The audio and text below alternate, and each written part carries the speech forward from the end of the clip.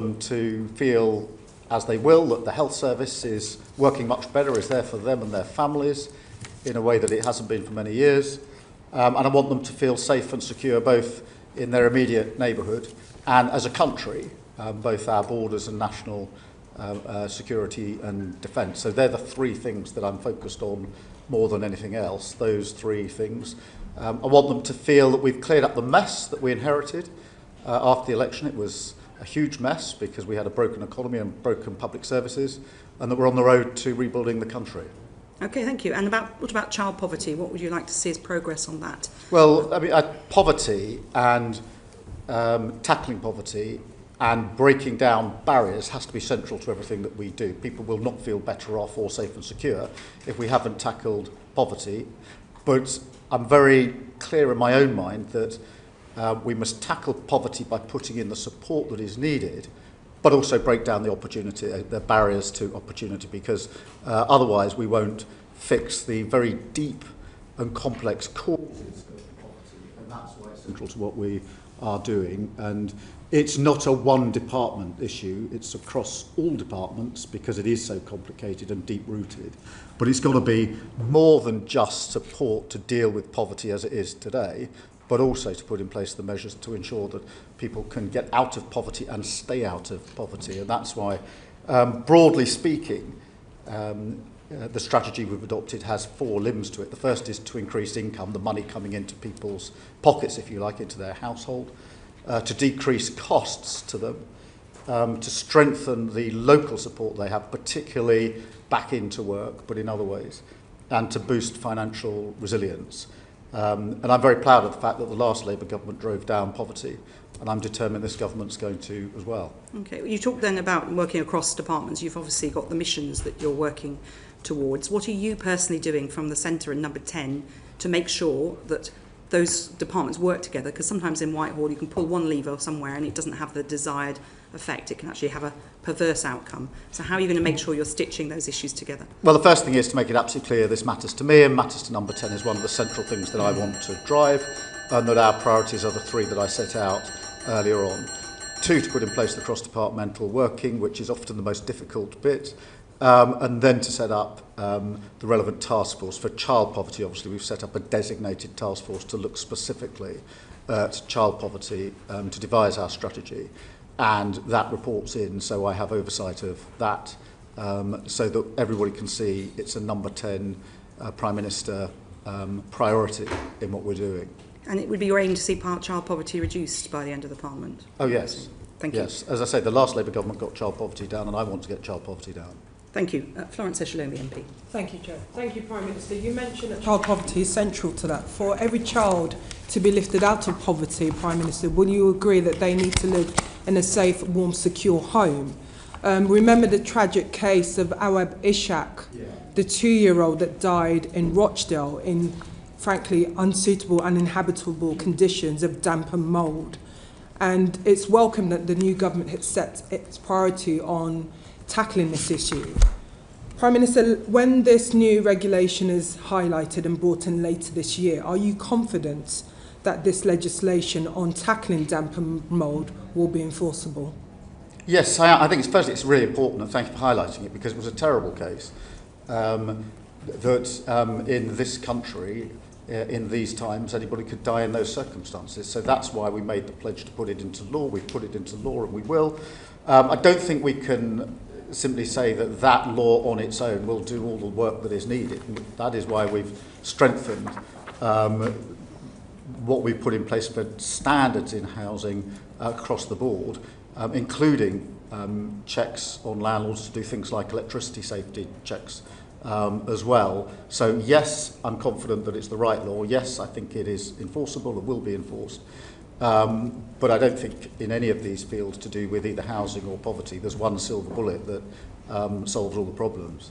Because one of the issues, Prime Minister, you may be aware, is that a number of landlords, including local authorities, are saying that they're struggling in terms of the funding and enforcement to carry out those necessary checks. We've heard that the courts, we know that there's a backlog in the courts in terms of residents bringing forward those cases. So just coming back to that enforceability, Prime Minister, as a lawyer, you know, for anything to be enforceable, it has to have the right protection around it. So just wanting to know if there's been discussions and that interdepartmental discussions to make sure that these cases are escalated when tenants bring them before the courts. Yes, there have been, and one of the ways in which I've set up the work of government is to have key ministers on key commitments reporting in to me for a stocktake on a regular basis, where we go through progress, what measures are in place, etc. And housing, as you would expect, is one of those. There are 6 areas where we have these regular stocktakes, and housing is one of them. So the Deputy Prime Minister and her team come into number 10. We have a session where we go through a number of different issues, but decent standards and housing and enforceability is among them. Okay. You'll recall last time we met, Prime Minister, I asked you about the government's decision to freeze the local housing allowance. And coming back to the issue around child poverty, this is an area which is keeping many children and their families in poverty because they cannot afford the rent. The recent data from the local government association responsible for all councils shows that there's a funding gap of around £7 million over the last 5 years. This is a key area pushing many people more into poverty. So I asked you again, Prime Minister, do you think that that was the right decision from a government that's ambitious on tackling child poverty? Look, I think I defend the decisions we've made. Obviously, we head into the autumn. We will get to another budget, and there'll be a chance to look again across the board. But we certainly made the right decision first time around. I think I'd also emphasise something I touched on last time, which is, in the end, with housing, we need to build and make available more housing across the board. There simply isn't enough, and that but means the starts, price goes Prime up. Minister, you may have seen are quite low. We're not building those houses quickly enough, and we will see more people and more children in poverty. We can't build our way out of this crisis. So in the interim, what more can the government do to help alleviate that poverty? Well, that families as I are say, there'll be facing? a child poverty strategy which we're setting out in the autumn. We will go into the budget in the autumn as well, and alleviating poverty is a priority of mine. I do think that we need to build more, though, and we have to build more because we've had a problem for many years of not building enough social and affordable housing in this country. And until we crack that problem, we will never be able to get to the fundamental roots of the failures here. And that's why, on that issue in particular, I'm pressing the Deputy Prime Minister very hard. Prime Minister, on that though, when homes are built in expensive parts of the country, it's very hard for social landlords to afford to buy them at the rate they would need to pay, make sure that the rents are truly affordable rents. So is there anything that on your radar about how you're going to ensure that not just the supply of housing, but the supply of really properly affordable social housing is? Yeah, that's why we've made a commitment within the building commitment for social and affordable housing and put down £39 billion, which is the biggest amount that's over 10 years. Put behind. Well, yes, but just be clear. well, I appreciate that, but there is always the duty of government to deal with the here and now, of course, but also to deal with the mid and long term. And one of the big problems, in my view, of the last 14 years is nobody did the mid and long term. So we lived with the ever-decreasing cycle of failure and short-term sticking plaster, and I'm determined that we're going to cut through that. Thank you, Chair. Thank you. Sir Geoffrey Clifton-Brown. Good afternoon, Prime Minister. Good afternoon. Just following on from Florence's last question on local housing allowance. Some 45% of households now face a shortfall between the local housing allowance they receive and the rent they pay. Some local authorities top this up, and that's costing them in aggregate £204 million. But when we did a study, the PAC did a study on this way back in January, your officials at DWP could not tell us what effect the freezing of these local housing allowances would have on increased homelessness, because there must be an effect. Well, I hope that since then they've provided you with a letter or some further evidence. If they haven't, I shall make sure I do after this session. But in relation to homelessness, that is also an initiative led by the Deputy Prime Minister. It's one of the priorities that I've given her, and we have put a lot of money, so £950 million, into more temporary accommodation. That's money straight into local authorities, because often it's a lack of temporary accommodation that is one of the causes of the problem. And overall, we're investing £1 billion in reducing homelessness, and that involves a lot of preventative work. So there is a central focus on homelessness, quite a lot of money being put behind it, but particularly focus on this question of temporary accommodation available to local authorities. So if I could just stick with homelessness a minute. We discovered that the cladding remediation levy was sucking up so much of developers' funds that the affordable housing starts in London last year, from a fairly low base, I accept, dropped by 90%. Yeah. That surely is not going to help either the people who are made homelessness or your overall effort to reduce poverty, is it? No, and we need to drive that up, and that's a problem we've identified and are working on. Obviously, we've got to do the necessary work on cladding. That's got to be financed, but you're absolutely right that we need to turn that number around and drive it up. And so the Deputy Prime Minister is across all these issues of housing.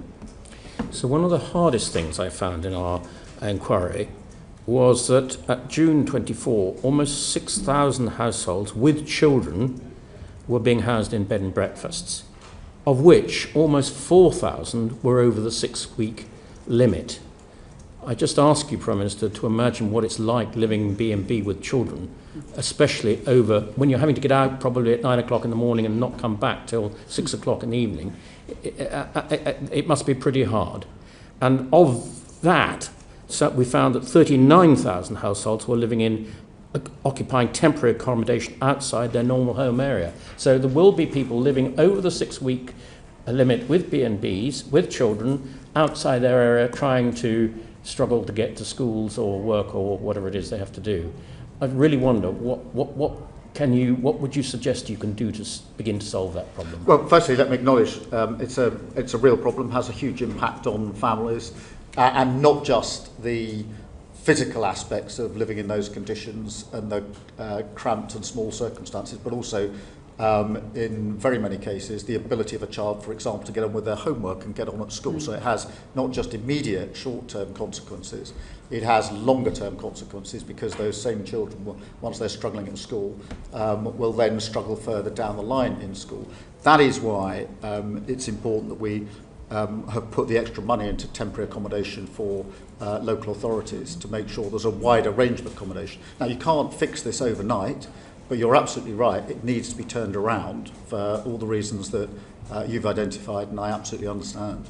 Thank you very much. Thank you, just on that, Prime Minister, every homeless child means a child missing school, a child missing out on a vital and welcome breakfast club that your government have committed to, a child or adult missing out on those extra hospital appointments because they don't have a safe and secure home to go to. We are seeing councils at breaking point because of the additional money spent on temporary accommodations. A number of councils declaring bankrupt because of temporary accommodation. This is not sustainable. And I come back to some of the measures that have been taken by the government. So just to ask, do you feel, Prime Minister, then, that we do need to have an urgent reset in local government funding to look at these long-term solutions and key pressures facing councils up and down the country? Prime Minister. Yeah, I mean, firstly, let me say we have put £1 billion into homelessness. That is a huge amount, more than any government's put in for a very, very long time, for precisely the reasons that have been identified by this committee. So there's an absolute commitment on homelessness, and the money was put there in the budget and the spending review to make good on the commitment on homelessness. On the wider question of local authority funding, yes, I do think it needs a review. I've long thought it needs a review, amongst other things. We need multi-year settlements. There are no end of local authorities that say to me, because it's a year-on-year allocation of money, we can't use the money as effectively as we might otherwise be able to do. There are, I don't know how many local authorities who say to me, until you fix, as we are now doing, the no-fault eviction problem, you'll have a homelessness problem, and the bill will be picked up by local authorities. That's why we brought in the provisions to get rid of no-fault evictions. So I absolutely agree with you. This needs review, it needs change. We've started the process of change, and they would be, as it were, the top contenders that, for me, of what we're getting on with to bring about a material change as quickly as we can. Okay, that's good. So it'll be good to know when we'll expect to see some of those changes and the extra investment, and if it's something that... Well, the investment in homelessness has gone in already. I mean, the money's been made available. When do you expect to see a change? Well, as soon as possible. I've got the Deputy Prime Minister project managing this. We're looking across the numbers, we're getting the money to where it needs to be, but the financial commitment and the political commitment are in place, and the Deputy Prime Minister is pretty focused. It matters hugely to her, it matters hugely to me, and therefore we're driving it through central government. I talked earlier about your vision in 3 years. I mean, you're saying in 3 years, in the next year, you'll see a difference. When do you think we'll see the actual difference on the ground? Because in homelessness or living standards more generally? Well, on this particular issue, on housing and temporary accommodation. The money going into temporary accommodation I want to see having immediate effect. In other words, more accommodation available. Now, obviously, it'll take some time to get it into place. But where is this accommodation going to come from? This isn't a delayed project. Well, in terms of what can be built, what can be arranged, what can be taken by councils and repurposed is a central focus of what we're doing. But I'm impatient for this change to be driven through. There's no desire on government for this to take any longer than it needs to take to be done effectively and properly. It's just that we've got Home Office bidding for homes for asylum seekers. We've got councils bidding for the same properties. Everyone's driving up the price, driving up the cost. I know, which is why I'm so furious at the last government for leaving tens of thousands of asylum seekers unprocessed with nowhere to live other than accommodation paid for by the taxpayer. Are you planning to build homes or put people into... We have to do a number of things. We do have to build, of course. But that won't happen in the next year. We have to take over other accommodation, and we have to drive down the asylum lists. There is just a big pinpoint before.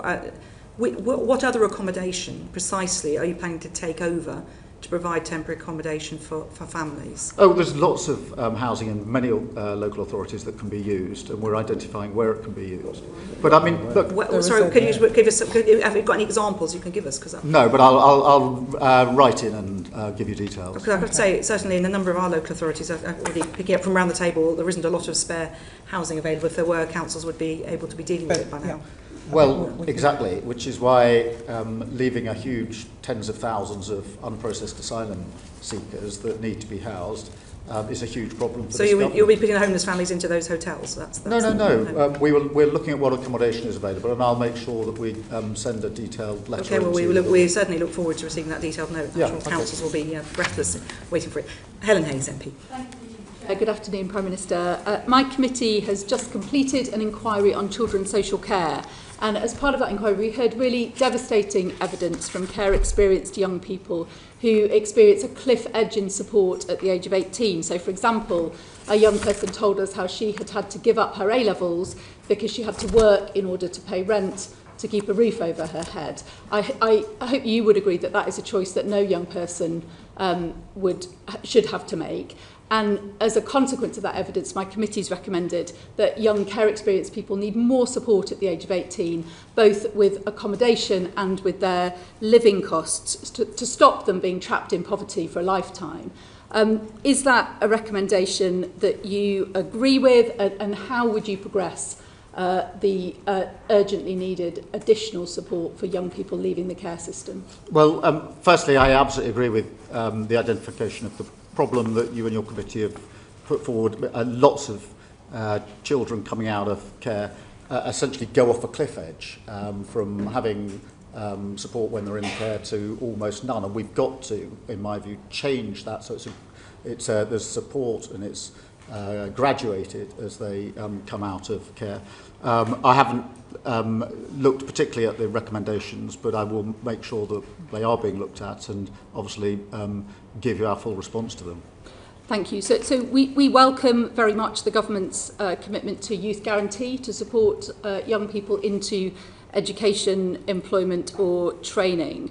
But we are really concerned about some of the additional barriers that young care experienced people face, often as a consequence of trauma that they've suffered earlier in their lives. And the evidence that we've seen would point to the government's decision to withdraw universal credit from under 22-year-olds as having particularly harsh impacts on increasing poverty amongst care experienced young people. Our report recommends that group of young people, actually numerically a very small group of people, are removed from the exemption, from the decision to withdraw universal credit so that they can still access that support when they need it. Is that something that you will be prepared to take forward? Well, certainly have a look at the recommendation that your committee has made. I do think the youth guarantee is a hugely important part of what we're trying to do, but we'll certainly look at your recommendation. One of the issues is that the mental health support often isn't there for those young people who've experienced trauma earlier in their lives, and it is very difficult for them, if they're living with trauma, to be able to take advantage of opportunities that might otherwise be available to them. And that's why we're looking particularly at that safety net for care experienced young people, because this is about avoiding them being trapped in poverty for the rest of their lives. Is this something you'd be prepared to pick up? Yeah, I mean, as I say, we'll look at the recommendation your committee has made. Okay.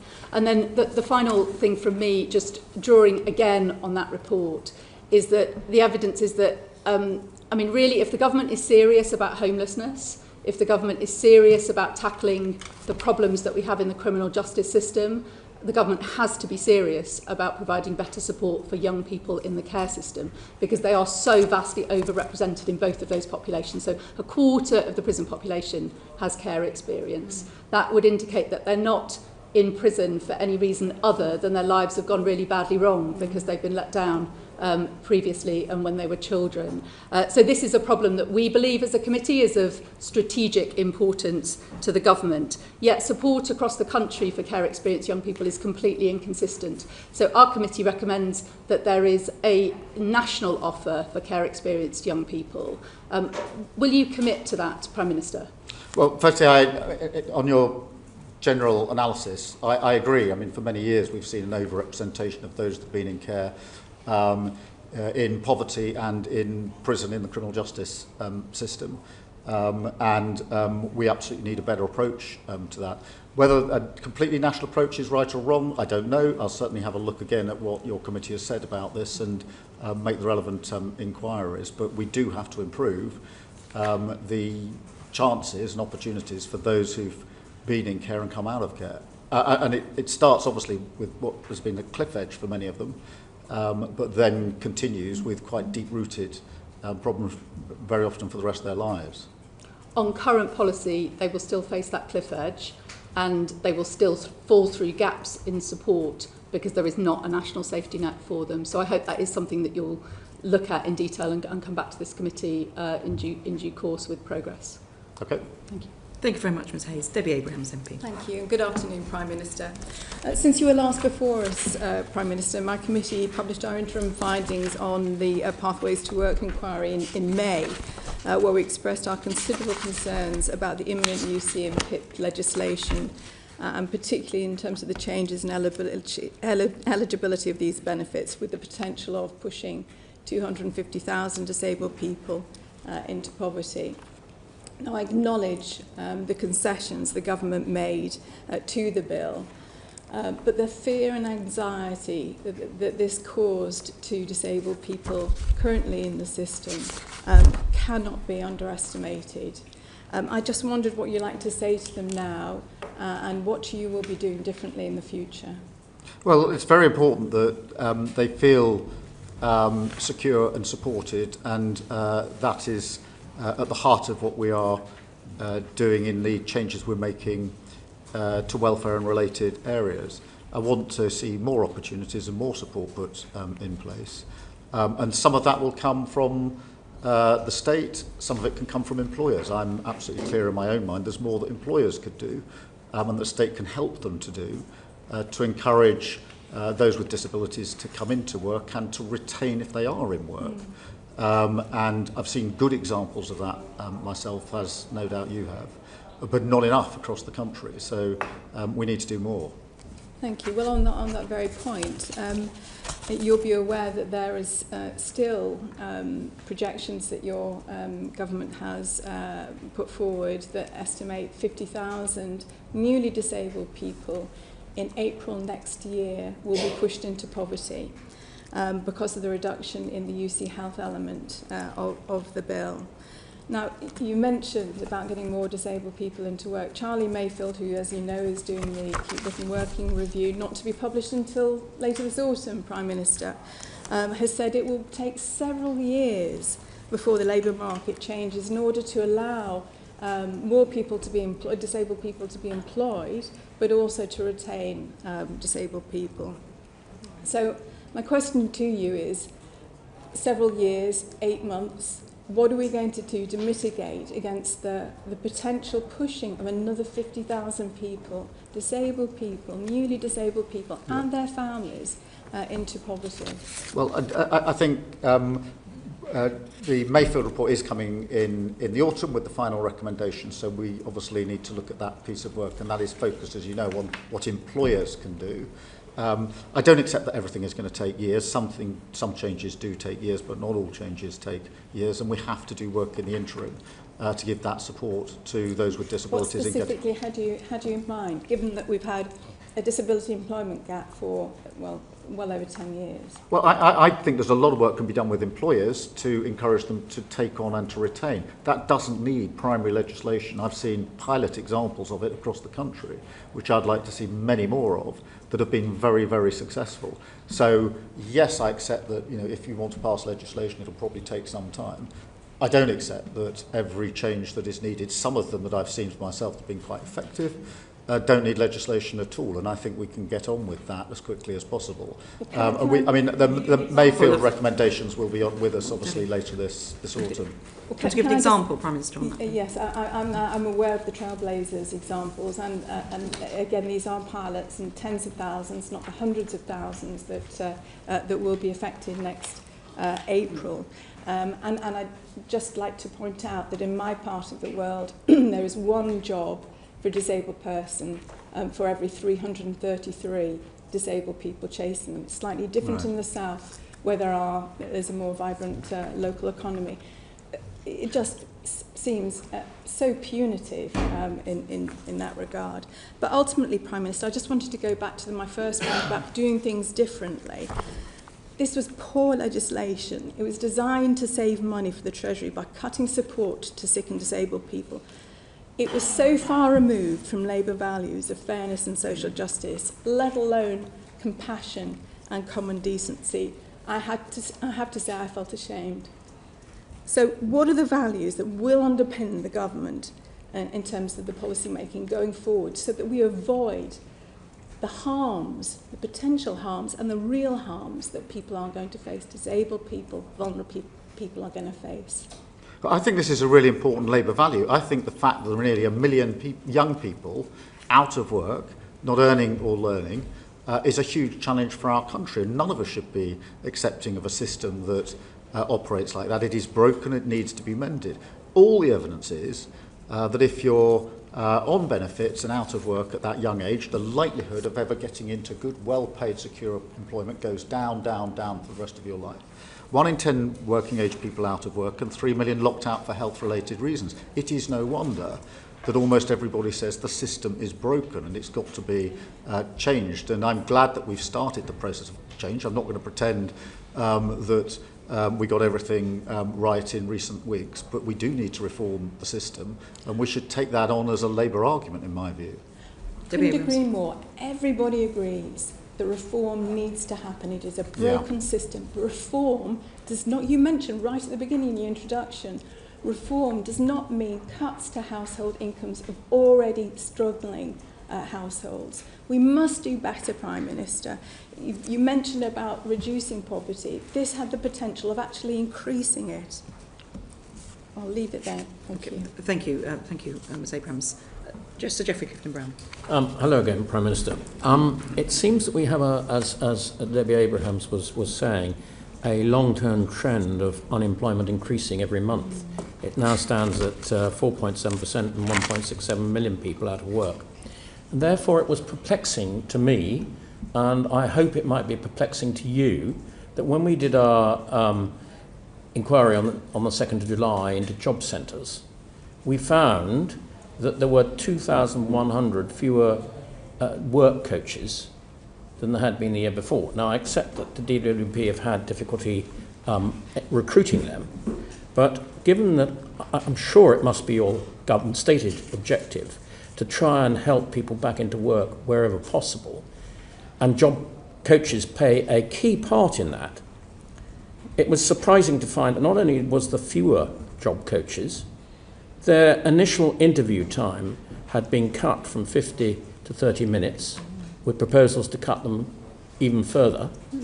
Now that means the moment the work coach gets into a room with the jobless person, they've got to establish who they are, get all their data, their criteria, their skills, their wishes, how they would get back into work, all in half an hour, which if it had been previously deemed that it was necessary to have 50 minutes, I don't see how quite that could be done in 30 minutes. And when we questioned DWP on this, they told us this was based on data from their own employees dating back to 2015 to 18. They had not done any surveys on the people trying to get back into work themselves. This really does seem peculiar. And we do know that the interwork rate declined from 9.7 in 2021 to 8.2 in 23-4. And I imagine it will decline again this year with the lack of these job coaches. So could you tell us how that might be reversed? Yeah, I mean, let me go back to the beginning of your question, if I may.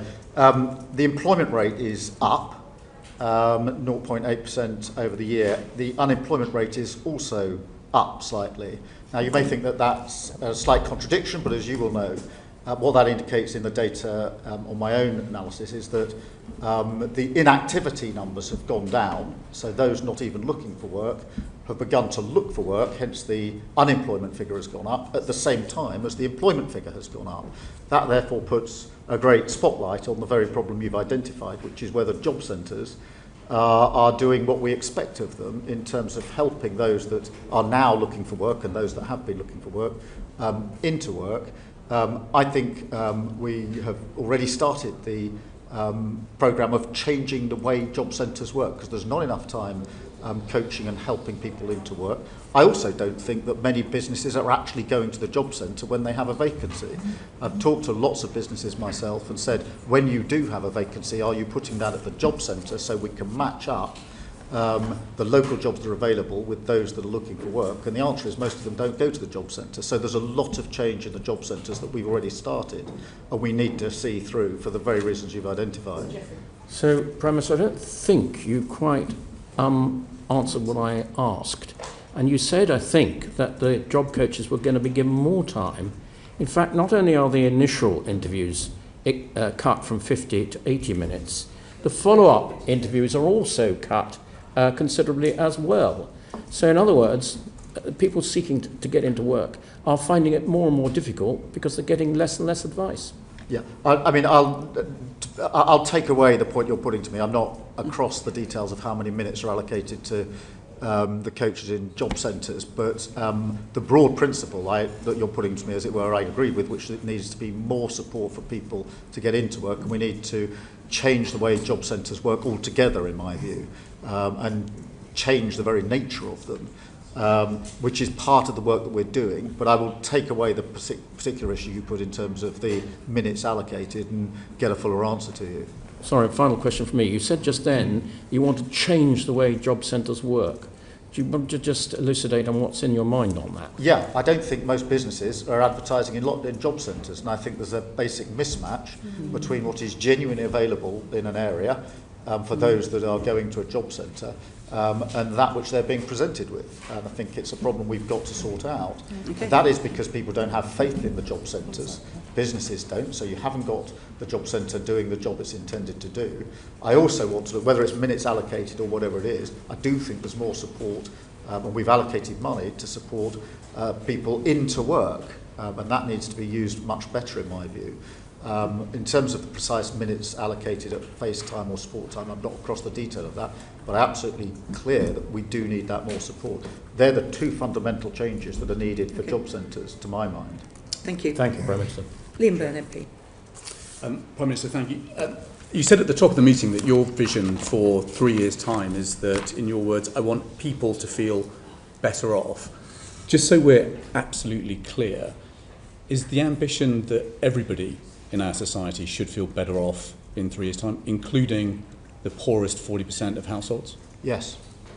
So you'll be aware of some quite troubling forecasts from, for example, the Joseph Rowntree Foundation that says that, in fact, having looked at all the measures that the government's announced on the table by the summer, the bottom 40% of households are not going to be better off in 3 years' time. They're actually going to be £1,200 a year worse off. So what do you think needs to change between now and the end of the Parliament so that everybody in our society is in fact enjoying higher living standards? Well, we need to do a number of things. The first is we've got to get much better growth into our economy and create more wealth in the first place. And that's why we've put so much store on ensuring that we took necessary measures at the budget to deal with our inheritance. We then had a spending review which was targeted across the country. This question of making sure that if there is a thriving economy, it's a thriving economy in every part of the country and not just in some parts of the country. And it's why we've already in the spending review focused on things like the living wage, the national wage, and the minimum wage, and ensuring that wages are going up. They've gone up more in the last 10 months. They went up in the last 10 years. So that's the first part. The second part then is the poverty strategy that has to ensure that this is across the whole of society and every location, because in addition, as you all know, to the growth figures, we've had inequality variances across the country, place by place, and we have to have a laser focus on that, because whilst we want more wealth creation and the economy to thrive, and we do and we will, we can't have that as London and the South East and redistribution as a sort of one-word answer for the rest of the country. To my mind, that is fundamentally wrong. Mr. Byrne. The challenge that we've got, though, is that the Bank of England now forecasts that wage growth is going to slow down. Joseph Rowntree Foundation says that earnings for the bottom 40% are going to fall by £700 a year. The Office of Budget Responsibility says real household disposable income is going to fall to almost zero in a couple of years' time. Resolution Foundation says that the freeze on tax thresholds means that the real wage growth for the poorest will get obliterated. We've got council tax going up by 5%, food going up 4.5%, we've got energy bills up 10%, water bills up 26%, and Joseph Rowntree Foundation says that for those coming off fixed-term mortgages, they're going to be paying on average £1,400 a year extra by the end of this Parliament. Similarly, poor picture and outlook for renters. So we've got taxes and bills that are rising faster than wages.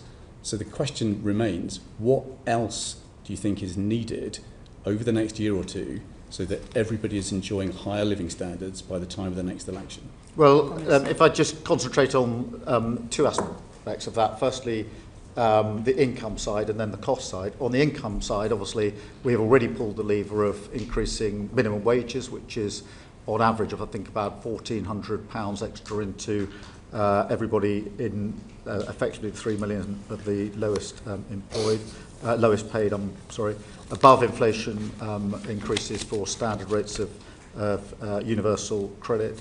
And then on the other flip side, if you like, free childcare is coming on stream from this September across the board from 9 months through to school starting age. Free school meals are being rolled out, breakfast clubs are being rolled out, limits on what you have to pay on school uniforms, and warm homes discount is £150 per household. That's gone from 3 million to 6 million households for this winter. So I do think there are things that government has done and will continue to do. But in the end, the central focus has to be on creating more wealth and making sure that we have a growing and thriving economy. That's been the single biggest failure of the last 14 years, which is we haven't had an economy that has grown in any significant way. These are all important steps forward, but having reviewed everything that you've just announced, the Resolution Foundation said that the poorest half of households, by the time of the next election, will still be £200 poorer than they were last year. So, the question remains, over and above what you've announced, what else do you think is needed in order that everybody in our society is enjoying high living standards in a couple of years' time? I think we need a central poverty strategy, and we're putting that around the child poverty strategy, which we're rolling out in the autumn. But you could cut people's taxes. I mean, if we taxed investment income in the way that we do work, if we tweaked up capital gains tax so that it was fairer, there would be enough money to deal with the fiscal pressures that we forecast and deliver a big, bold, working-class tax cut, just as they delivered in Australia. Surely that should be an idea that remains on the table going into the budget.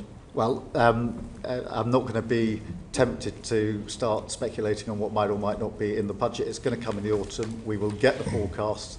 The Chancellor will set out her decisions according to that forecast, but I'm not going to be drawn into speculating on what that might be at this stage. Well, Chair, the Prime Minister didn't rule that out, so I'll take that as a win and quit. Well, we're in for a long 6 months because no Prime Minister or Chancellor ever says in advance what's going to be in the budget, and every day there'll be a story saying doesn't rule out. Okay, we absolutely, Prime Minister, we're very aware of that. Mr Barclay. Thank you, Chair. Prime Minister, you've just been at pains to point out to Mr Byrne how much you're spending on different things.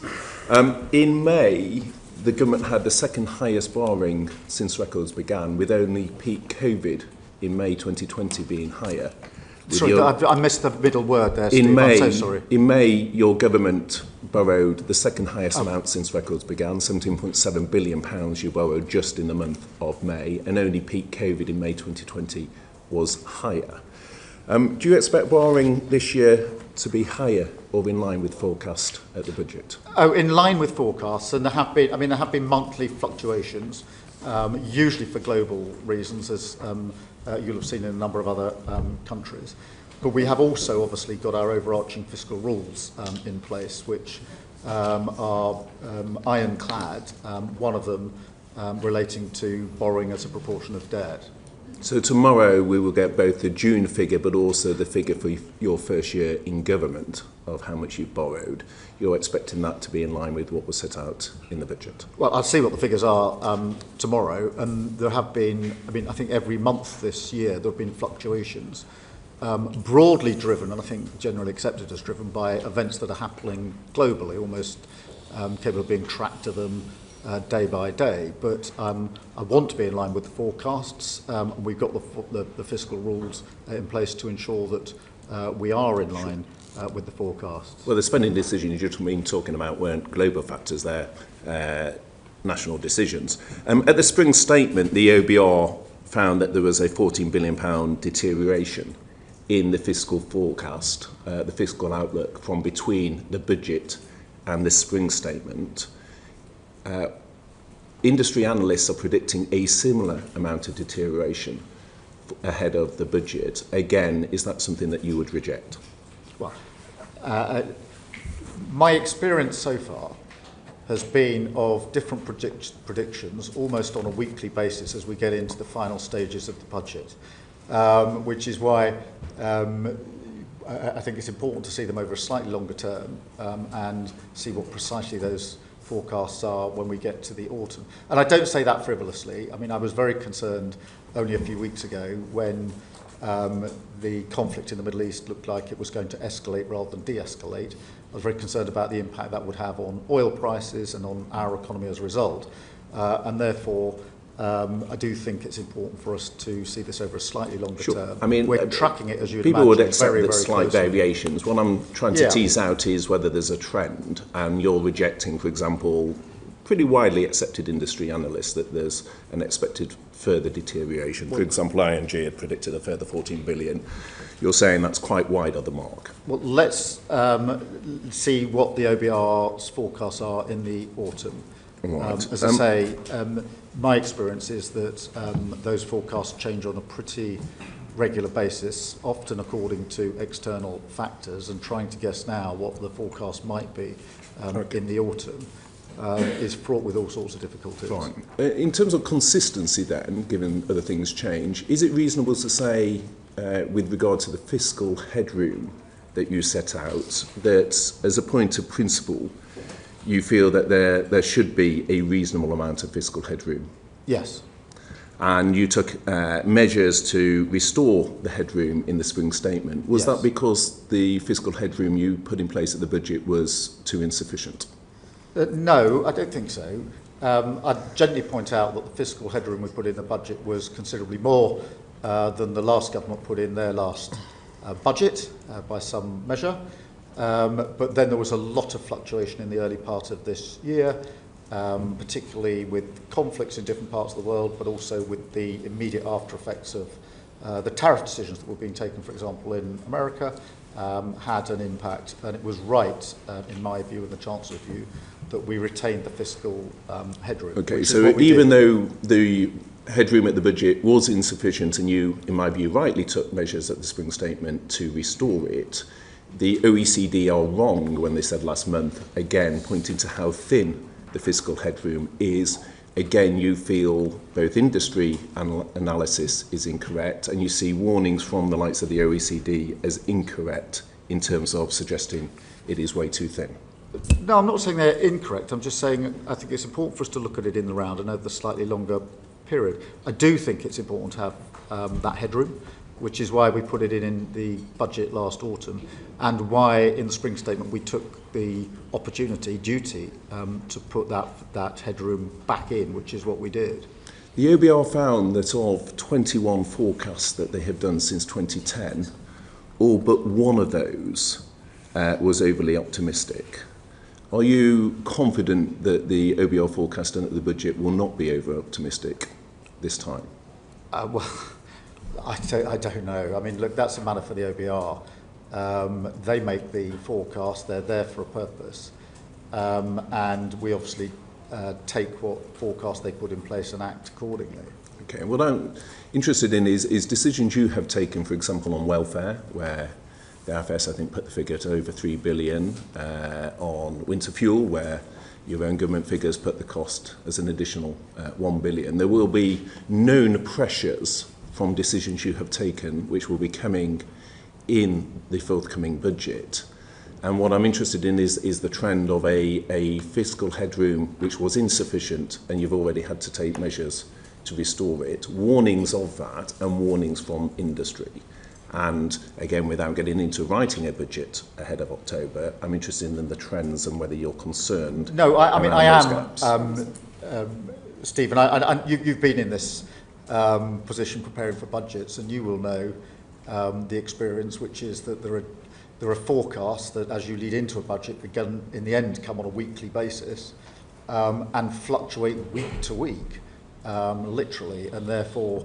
My experience of the budget and the spring statement is to focus intensely on the forecasts when we get them and prepare for them now according to our fiscal rules, which is what we're doing.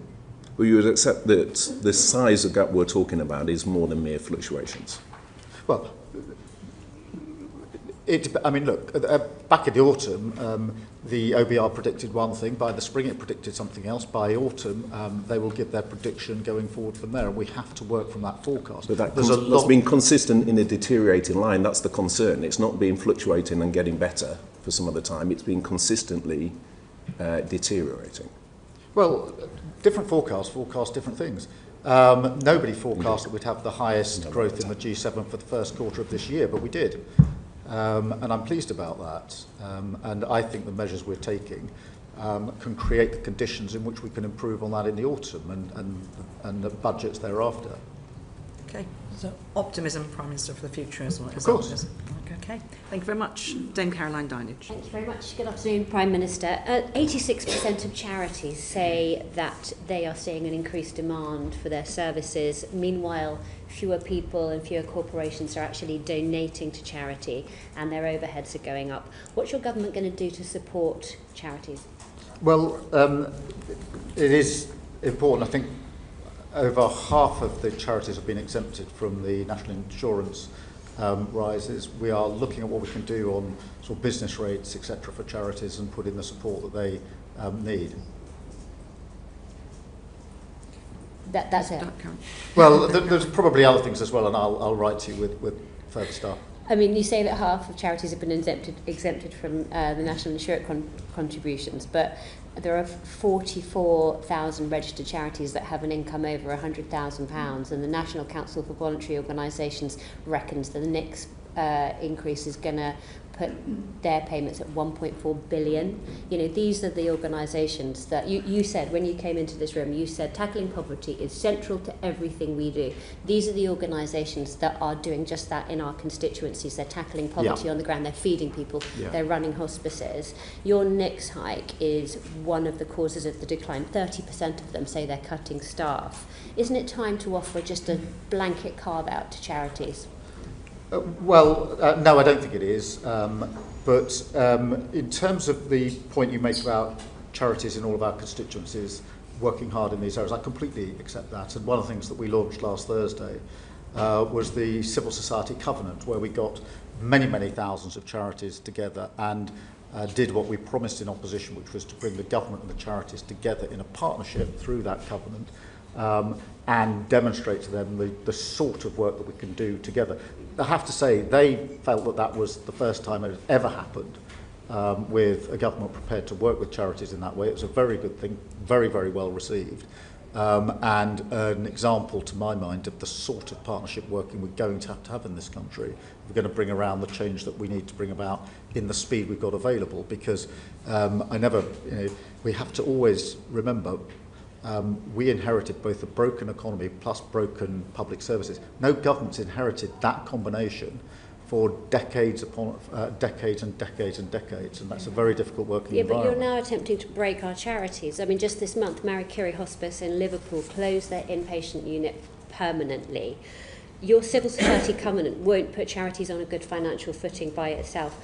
You need to offer them a carve-out for this national insurance rise. I mean, quite simply, it is breaking them. 30% of them say they're cutting staff. Only 50% of them now feel positive about the future, Prime Minister. Can't you do something? Well, it is important just to bear in mind why we had to do what we did on national insurance. We looked through the books and we found £22 billion missing. And we had to do something about it because that's a serious problem. But you can't do that on the back. We addressed that at the budget. At the same time, we used the money from that NICS increase to invest hugely in our NHS. Hence, we promised 2 million extra appointments in the first year of Labour government. We've done 4.5 million. That takes the pressure off many charities. I want to talk about charities, and you're basically balancing the book on the back of things like children's hospices. Can I also talk about... No, we're clearing up the mess of the last government. On the back of children's hospices. Charities also depend upon individuals giving generously. Do you know which is the most generous constituency in the country? No. It's Sheffield Hallam. 1.9% of income of the average. Congratulations to Sheffield Hallam. I know, great, right? Do you know which are the least three generous? The least three generous are Kensington and Bayswater, Chelsea and Fulham, and Holborn and St Pancras, Prime Minister, each at around about 0.5% of their income, about half of the average of the country as a whole. Now, we know that you and your colleagues aren't adverse to being on the receiving end of a little bit of philanthropic giving. How would you persuade people in wealthy areas like yours just to dig a bit deeper? That's the first time I've been presented with those figures, but clearly in Holborn and St Pancras and other places we need to up our game, and we will do so. So have you got a plan to promote philanthropy? Well, the first I hadn't seen that readout of figures by constituency before. Not just in your constituency, across the country. What can we do to encourage corporations and individuals just to support charities a bit more? I think we should do everything we can to get them support charities and individuals. Like what? Everything we can, like what? Well, we'll go to Sheffield Hallam and we will find out what's happening there that clearly isn't happening in Holborn and St Pancras, and take it away as a learning experience. Is this something your civil society covenant might be looking at? Yes. I think one of the most important things is how government works with charities supporting what they do. We've had examples of charities rolling out particular initiatives that they've brought to us. So one of them was the Macmillan initiative on giving people guided support to the charities that they might need if they're diagnosed, in that particular case with cancer, but with other diagnoses. They did that as a local plan. We've taken that now as a nationally rolled out plan working with those charities. Very, very good. And that's an example Excellent. of the Good covenant example. working together. Can I move you on to the BBC? Because that's a bit of a regressive tax in itself, the licence fee. What's your view on how it might be reformed? And also, we were promised the BBC Charter review at the beginning of the year. What's holding it up? Well, we're going through the review, and it'll obviously come to its conclusion. And we keep an open mind about what we need to do with the licence fee, but we are working closely with the BBC. We're going through that review. Will we see the consultation paper on BBC Charter review before October? I don't know off the top of my head, but I'll certainly write to you and let you know. Well, in December we were told it would be early in the new year. A fortnight we were told it would be later this year. So I will try and get a more accurate date for you. Do you know what's holding it up? No, I'll try and get you a more accurate date. Okay. Okay, thank you very much, Dame Caroline. Ruth Cadbury MP. Thank you. Good afternoon, Prime Minister. In answer to questions on poverty earlier, you acknowledged the need that earnings growth and economic growth has to happen across every part of our country. Now, away from large city centres, people who don't have access to a private car are dependent on minimal and sometimes non-existent local bus services to get to work, training, take their children to childcare, and to get to affordable shops. In the Transport Committee inquiry on buses, we've had evidence that to our inquiry that 56% of small towns in the southwest and northeast are complete public transport deserts, and that this lack of buses impacts on the growth of those small towns. So how is the government going to ensure that its current bus reforms actually close the gaps around the country in the way that is happening in Ireland, and that the buses bill doesn't just prevent more decline in the inadequate status quo? Well, firstly, I think I'm right in saying more people use buses than any other form of transport, and therefore it's hugely important, particularly in rural areas, but just across the piece. And there is a direct correlation between that sort of travel and building the local economy, so it's vitally important. We did invest a lot of money in the budget in buses, and the spending review set out, I think it was £900 million of investment. But there's also, in direct answer to your question, I think a number of other measures that we've taken that are important. Capping at £3 the bus fare until March 27 is really important. But equally, in the bus services bill is the socially necessary services, because it's not just the price, it's the route. And too many times in the past have been examples of profitable routes having too many buses and non-profitable routes not having any buses at all. So having that provision in is very important, as is the expansion of the ability of local representatives, mayors, but also other local authorities to take more control over the buses in their area, all of which I think will change the landscape here. It's true that the buses bill is changing the governance structures, and it's also true that socially necessary routes are identified. Our concern is, and the evidence we received, is that might just about hold the status quo, while we've got many places that already have no bus service, and many more places that have no evening and no weekend bus service. So could I just ask, Prime Minister, that you look at the buses bill and other potential initiatives available to you to ensure that buses and bus use grows around England outside of London, rather than just stays as it is? Yes, certainly. And as I said, we've put quite a lot of investment into the budget, but you're absolutely right, that needs to do more than maintain the status quo. I don't think it was a status quo, I think it's probably reducing, but it needs to more than stabilise the situation and improve the situation. Thank you very much, Ms Cadbury. Nick Smith, MP. Thank you, Prime Minister. The Chancellor established long-term measures to boost our economy. The industrial strategy provides important detail, as did the spending review. However, truth is, some of our former industrial areas are much harder to revitalise. So, for instance, in the South Wales valleys, almost a quarter of young people are economically inactive. Will the government look at concentrated regional investment for areas like this, proud places which once powered our country, still need a helping hand? Yes, I think this is really important, and obviously this is long-term issues in communities that have been overlooked, in my view, for a very, very long time. I think there are a number of measures that we are taking that are really important. To give some examples, Cardiff and Newport Investment Zone will drive growth, particularly in manufacturing in that area, much needed skills that are transferable.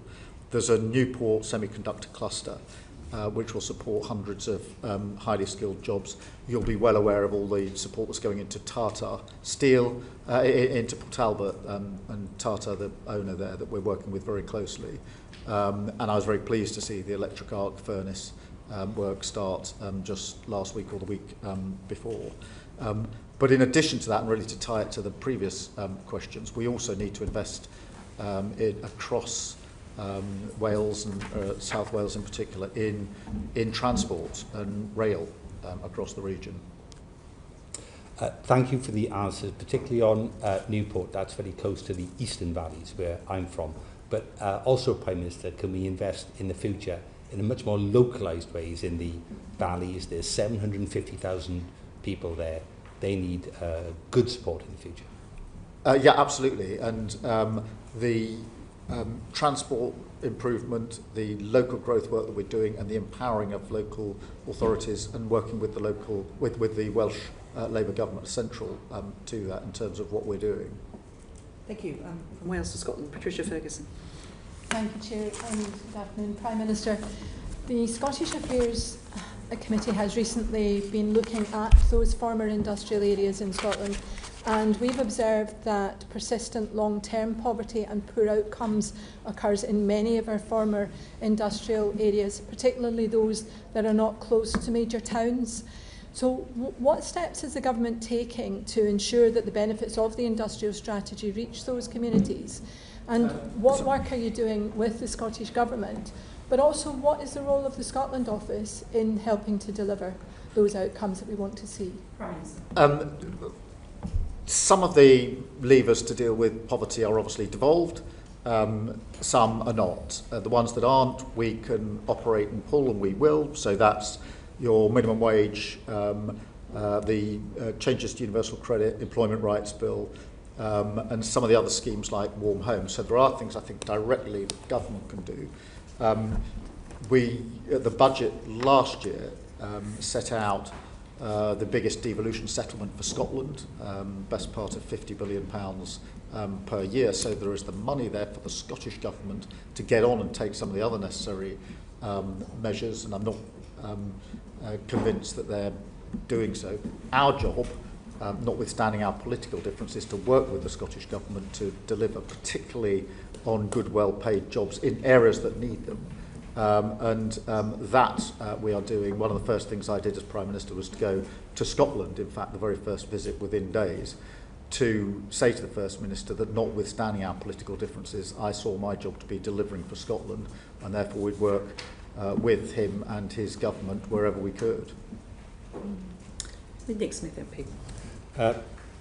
Hello again, Prime Minister. The best way out of poverty is a good job. In recent years, there's been a cyber security course in Ebervale. Cyber attacks on Marks and Spencer highlight how crucial this sector is. Archie Norman from M&S outlined the enormous surface attack which companies face, often after outsourcing and offshoring of cyber security. So could you consider how the government and the private sector might collaborate on this to expand technology and cyber security jobs here in the UK? This could reduce our tech risk and be a pipeline for jobs for younger people for the future. Yes, firstly, I think it's a really important issue because there are very many more cyber attacks than most people appreciate, and there are serious security risks. Marks and Spencer is an example. There are plenty of others, including concerted cyber attacks on the government and on our public services, which we deal with day in, day out. So it's in our interests to work both with the private sector, which we are doing on initiatives in very many constituencies to build up those jobs and develop the skills that are going to be necessary, but also working with our security and intelligence services, and in some cases with our military as well, in terms of the work that we're doing on cyber. So this is an area where you can see room for expansion. We put in the money at the spending review on this because I'm very concerned about the increasing risk of cyber attacks across the board. Mr. Smith.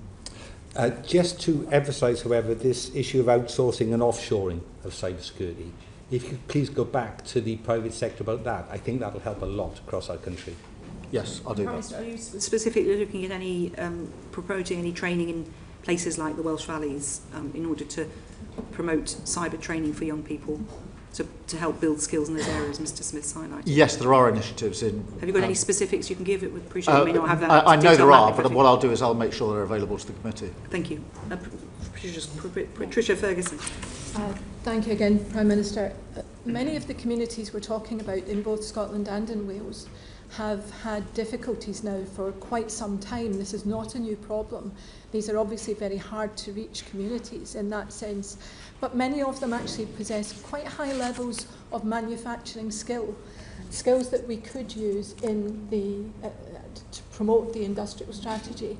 So I just wonder if there are any specific things that we can point to that would help these communities to get out of this difficulty, because as I mentioned earlier, the problem seems to be particularly acute for those communities that are not close to a larger town where they can feed off what's happening there and where they have transport links that they can access to. Yeah, I think local growth plans are part of the answer to that. I think making sure we retain the skills and the jobs in the places we've got them is hugely important. Two examples of that. Grangemouth is an area where we put quite a significant government amount of money behind it recently. Grangemouth, it seems to me, I mean, there's a problem obviously with the winding down of the refinery at Grangemouth, but it is a huge opportunity in terms of the potential of Grangemouth, and therefore for that community and many, many communities around it. I see it as a huge opportunity. I think we've got 10 strands of work going on there to identify the best possible way forward for Grangemouth, which we shouldn't see as some sort of charity case. It is an incredible opportunity in Scotland. Equally, the work around Aberdeen as we transition from oil and gas to renewables, the potential there is huge for using the same pipework for carbon capture as is currently used for going the other way, if you like, and the same skills and the same workforce for decades to come. So I think there is huge potential in Scotland if we get this right. I would also add that thanks to our India trade deal, most whisky distillers in Scotland are saying to me they're now going to struggle to produce enough whisky to export. It's a problem they are absolutely loving, but it just shows how the trade deal has direct impact on that issue in Scotland in particular. Ms Ferguson. Interestingly, many of the whisky distilleries will also tell you that they have the problem of being able to provide housing for their employees, but perhaps we don't want to go to that one at the moment.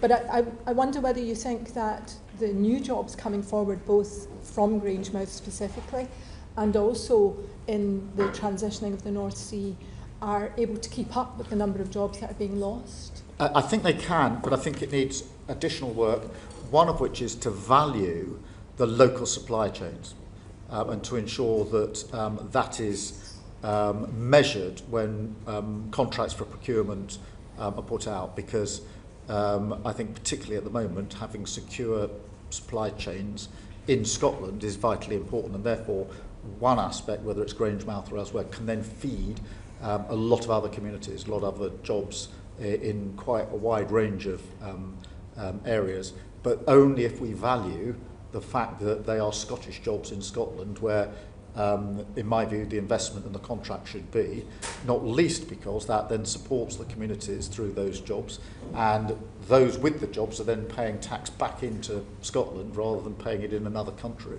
So we need to value it and weigh it in the work that we're doing on contracts in particular around the main clusters that we're talking about.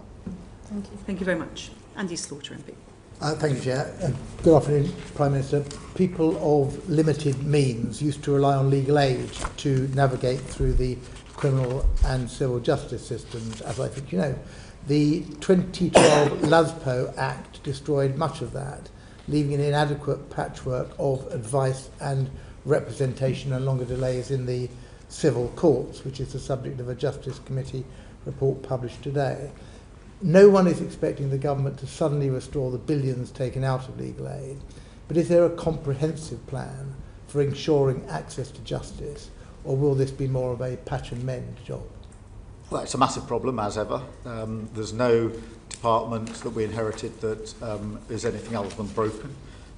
We are putting more money in. We're focusing first on the criminal side, putting in more money on legal aid, because, as you will know, there are terrible backlogs in our courts, and we have to sort that out with more money going in, and then to focus on things like housing, where within the civil sphere there's a particular problem. So there is more money going in, it's focused in that way, but we are looking at a broader review of how we can have better and quicker access to justice, because it's far too slow.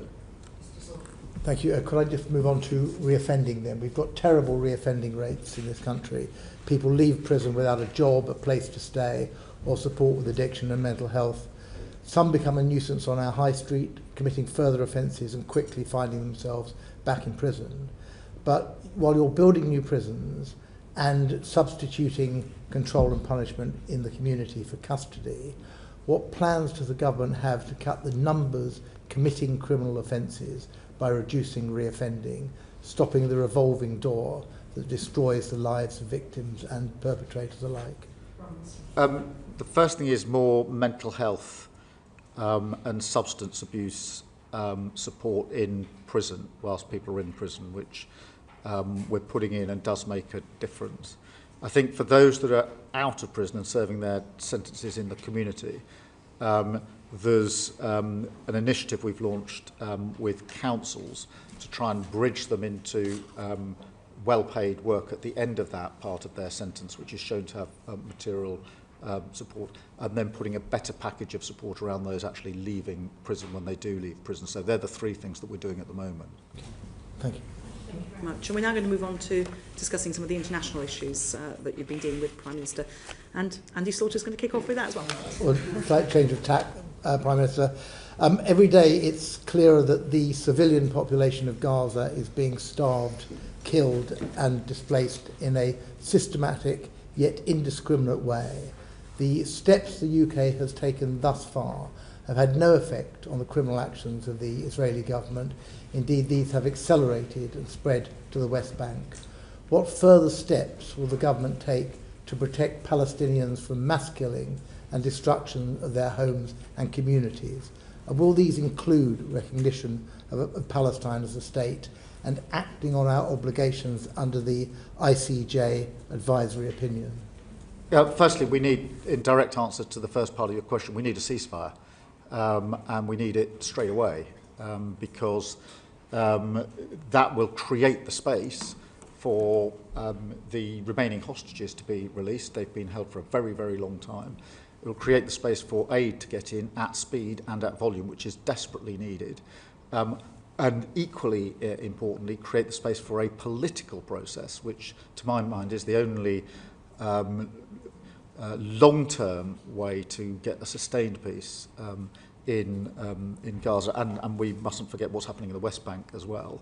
I do think, in answer to the second part of your question, that it is important that all countries, including ours, play a leading part in bringing about the peaceful settlement that we want. And obviously, on the question of recognition, we are and have been for a long time committed to that as part of the process, as a contribution to the peace process at a time most conducive to the prospects of peace. We are working with others on how we get from where we are now to a two-state solution, which is the only viable option to my mind. And I think that we need to use the coming weeks to push further on credible plans for the next phase of Gaza. If we get to a ceasefire, we need to push past that and on to better regionally supported reconstruction efforts and supporting of the Arab plan. And I think we should play a leading part in that. I think, if I may, you began by talking about a ceasefire, which is absolutely right, because that is the sine qua non here. But we hear a lot of words, and there's been another statement, I understand today, a joint statement with 25 countries, but people are asking for action. You must hear that, and certainly Foreign Secretary hears that every week in the House of Commons, and we have yet to see any steps that have led the Israelis to take action on a ceasefire. Indeed, the opposite is the case. Every morning brings new horrors and new atrocities, new displacements, new deaths of civilians queuing for food in that way. And they're looking to you and to this government to try and provide something which makes that ceasefire happen. What will that be? Firstly, let me be clear, the situation on the ground in Gaza is intolerable on so many levels, and we make that absolutely clear in all of our exchanges with Israel and with other countries. Whether that's the deaths for those that are queuing for aid, whether it's the plans to force Palestinians to live in certain areas or excluded from certain areas, they're all intolerable and absolutely wrong in principle. We have taken action, as you know, in terms of sanctions, in terms of what we're doing with arms sales, and we are working hard with allies to ensure we bring about a ceasefire. That is not straightforward, as you will appreciate. It is important that we're working with the Americans on this, as you would expect. But we need to get to that ceasefire to create the conditions for everything else that needs to happen, and we'll continue to do so. It is a really important part of the work that we're doing on a day-to-day basis. We should have responded to the advisory opinion by now. It's over a year since that was issued. Well, I mean, there's a lot in it, and we're working through it, and we will respond in due course. Thank you very much. Dame Emily Thornbury. No one can deny that our relations with the Europeans are a lot better than they were a year ago. It's much warmer. We've had the state visit of Macron. We've had Chancellor Merz and his new treaty. We've got the E3. We've got a European summit that was a great success. So since we're on a roll, what are we going to do next? If we can agree food standards with the Europeans, at the next EU summit, can we agree some others? Can we agree something on medicines or chemicals or anything else, really? Well, firstly, I do think we've made real progress, and I'm pleased that we have. We said we would reset the relations with our partners in Europe, and we've done that through a successful summit in May. And that had 10 strands to it, including an SPS agreement, which will mean lower prices in supermarkets across the country, but also really important work on defence and security. In addition to that, we've led with the French the Coalition of the Willing, which has shown our ability to pull allies together in response to the conflict in Ukraine. And that strong E3 nucleus, if you like, we had, as you say, Chancellor Merz here last week, President Macron the week before, and that core E3 is now much stronger than it's been for some considerable time. In answer to your question, I think the summit is to be a yearly summit, and it's iterative, and therefore it's not just to monitor what we have agreed, it's to go further. I would like to take up your example of medicines, to do more and more on medicines. There are other areas where I think we could and should go further. I think many creative people who are crossing borders for their artistry, their music, whatever it may be, on a temporary basis, they're not going to another country for any significant period of time, are still finding it too difficult to get in and out of a country. I hope we can make some progress there. They're not the only areas, but these are common sense changes that we could make to our arrangements with the EU, which had, in my view, very little to do with the vote in 2016, and where by resetting the mood in Europe, we now have a chance of going further. I mean, what would a better relationship look like in terms of defence with the European Union? We need, firstly, to ensure that the commitments to spend more are common across Europe, which I think we are doing. We certainly achieved that at the NATO summit. But then we need to do more than that, because if we're going to all spend more on defence, we need to cooperate and coordinate in how we're bringing about the capability. That was intensely part of the discussion with the Chancellor of Germany last week and with President Macron, which is how do we three countries in particular coordinate? So you'll have seen when President Macron was here, we agreed that on nuclear for the first time, we would look at how we might coordinate better. I'm absolutely clear in my own mind that NATO has been the cornerstone of our peace for decades. If it's to continue to be, and it's our duty to make sure that it is, it requires some more heavy lifting from the Europeans, and that is why I sort of led from the front in trying to get others into the place of cooperating and coordinating more on the capability. We can learn a lot from Ukraine. A lot of capability was made available to Ukraine, but actually it wasn't as useful as it could have been because in years gone by there wasn't that level of coordination, and I think we can fix that now.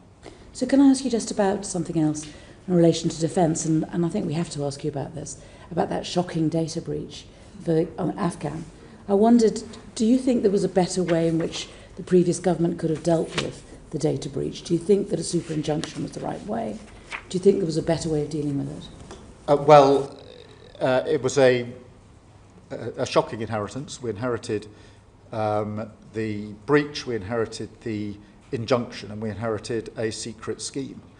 A number of us were quite uncomfortable about that, in answer to your question, which is why we set up the review to ask the question, is it necessary for these arrangements still to be in place, the RIMA review, and that produced an answer which was no, and therefore the injunction was lifted. But and we put in place other measures, as you would expect, to ensure that data is more securely held in the MOD. But it was it was a breach we inherited, and I think the Defence Select Committee is looking at it now, and I hope that members of the previous administration will appear before that committee and give their explanations. Dame Emily. I just wonder why it took a year to unpick this super injunction. Can you give us any more information about that timeline? Yes, it was a very complicated review, and having got into the situation where lives were potentially at risk, I wanted the review to be as careful as it could be. So you undertook the review because you were uncomfortable about the super injunction? Yes. But you didn't. You wanted to know what the impact of removing it would be. Of course, because that was a risk assessment which held people's lives in it. Decision made on entry into government. Pretty soon afterwards. Yeah. So you briefed in the first briefed as Prime Minister, not as Leader of the Opposition. Just to be clear. I wasn't briefed as Leader of the Opposition. Okay. To be fair, it wasn't. Just to be clear for the record. It wasn't offered to me, but to be fair to the last government, they did offer me briefings on most things. Yeah. As it happens, they didn't offer a briefing on this, but I'm not complaining as such. I didn't get offered it, but to be fair, I did get offered briefings on a quite regular basis. Okay, just for the clarity for the record. Chiomura MP. Thank you very much, and good afternoon, Prime Minister. The Science, Innovation and Technology Select Committee published its report into social media misinformation and harmful algorithms this month, and basically identified that the online safety regime, which this government inherited, is not fit for purpose. It's unable to tackle... So we found that the online safety regime, which this government inherited, is not fit for purpose. It's unable to tackle the spread of misinformation, and it cannot keep British citizens safe online. So can you promise my committee and everyone whose lives are impacted by the viral spread of algorithmically amplified misinformation, that the ongoing discussions on a trade agreement with the USA, or for that matter the forthcoming visits of Vice President Vance and President Trump, will not prevent you from taking the action which is so urgently needed to keep British people safe online from misinformation? I'd say two things about that. Firstly, obviously the next tranche of protections under the Online Safety Act are coming into force imminently, and we need to look at how effective they are. But I do agree with you that we need to go further than that, and in all of our analysis here and the work that we're doing, we have to focus on our national interest, what we need to do to keep our citizens safe, and also to make sure our electoral system and democracy works effectively, because I was very worried at the last election about misinformation. And I'm very worried about the potential for misinformation in future elections in this country. Thank you, Prime Minister. The Online Safety Act specifically does not address misinformation. That was clear evidence. But there are provisions within it that are coming on harm, which are coming into force imminently. Thank you very much. Dame Chi. Dame Caroline Dinage. Just very quickly back to the BBC. It's the most trusted news brand around the world, and yet financial pressures have seen where they cut services, where the BBC World Service cuts services, they get backfilled by Chinese state media in Russia today, and that actually has a direct positive impact on favourability towards them. I just wondered, Prime Minister, do you agree with the Minister who said to my Select Committee that the BBC World Service bolsters national security and global security? And if you do you think more government departments should contribute to fund it? Firstly, I do agree with the proposition. I think the World Service is really important. I also agree that whether it's in broadcasting or other areas, there are other states that are more than happy to step in if a gap is left. Somewhere in the pack I've got the funding arrangements for the World Service, but I can't put my finger on it at the moment. But we do need to make sure that we protect the World Service for those very reasons. It is a matter of national security. Sorry? In essence, it's been increased, but by not enough. Yeah, well, it's a constant call. The inflation that they're sort of facing in some countries is like 30%, and the increase is very tiny. And in countries like Liberia and Lebanon and Kenya, where the BBC World Service has pulled out, Russia Today and Chinese state media have backfilled.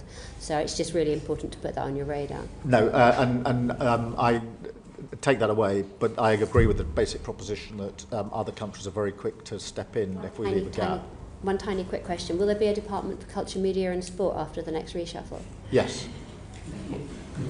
Prime and a committee to oversee it. Prime Minister, at the beginning of this session, you set out what you wanted the country to look at, and you've obviously answered a number of questions about how you might achieve that. You also, there's a lot of discussion about shake-ups at number 10.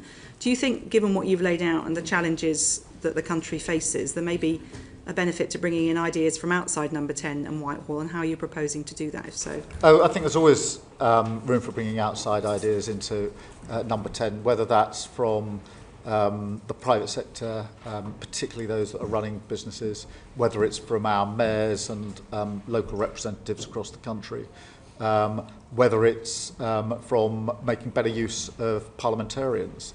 I think there's always room for improvement and bringing in the ideas of others. I think that where people have experience on the ground, it is invaluable to hear what they say about what we are doing, we're proposing to do, and to take that on board. When you were in front of us at Christmas, you've done 5 months. Now you've done a year. Given what you've just said, is there anything that you would have done differently, sitting where you are now, knowing what you know, compared with the 5th of July 2024? Well, I mean, we had the most terrible inheritance. And I know some people don't want to hear it anymore, but if you think about Blair, he inherited an economy which was getting better, but public services which were broken. Cameron inherited good public services, but the 08 crash. We inherited broken public services and a broken economy. So we had to take some difficult decisions in year one, and I'm not surprised that that's been hard in places. But at the same time, we've delivered incredible numbers. Are you saying you would do nothing differently? Because I mean, you just talked about bringing people in from outside Whitehall to help shape the agenda. Is that something that you want to do more of? Well, yes, but I do. I mean, if I may carry on, we've done 4.5 million extra appointments on the NHS. That is remarkable. Nobody thought it could be done. We've got a 10-year plan for the NHS. So you talked about wanting to engage with Parliament more, for example. Is there anything in it? Just, I mean, it's not over a year. You had a chance to do this huge, the biggest job in the country, very big challenge, huge challenge. Is there anything you would? What different approach you've taken now you've had to sat in the hot seat? Well, I think we could engage Parliament more. I don't doubt that, but I do think it's important for us to remind people of what improvements we have done to the NHS, what we've done on free school meals, breakfast clubs, childcare, school uniforms, what we've done in terms of the investment we've put into road and rail, the fact we've got 3 trade deals with countries which many governments tried to get deals with and didn't achieve that. We've had £120 billion worth of inward investment. That is a record, all-time record of inward investment. And sometimes one of the mistakes we make is not shouting and loud enough about what we are achieving. We in the Labour So from Party that list of achievements, what's been your best moment in the last year as Prime Minister? Oh, walking into Downing Street and taking up the job of governing. And I wouldn't swap a single day in government for years and years in opposition. And what about your worst moment in the last 12 months? Well, every Prime Minister has challenges, both good and bad. What's the most difficult thing you've had to deal with? The worst thing was when my brother died, which for me brings the private and the public into a very tense conflict, and that was difficult. Well, thank you very much, Prime Minister. Thank you for your time. We hope you get a bit of a break over the summer. Oh, no, you didn't. I say that hopefully every time. I every thought Prime that at the beginning of the Minister, summer holidays last time, but it didn't work. So I'm not saying anything Thank this you time. very much indeed. If the public could stay behind, please. Order, order. I should say the transcript should be available hopefully tonight, if not tomorrow, so thanks to our colleagues at Hansard. Thank you, Prime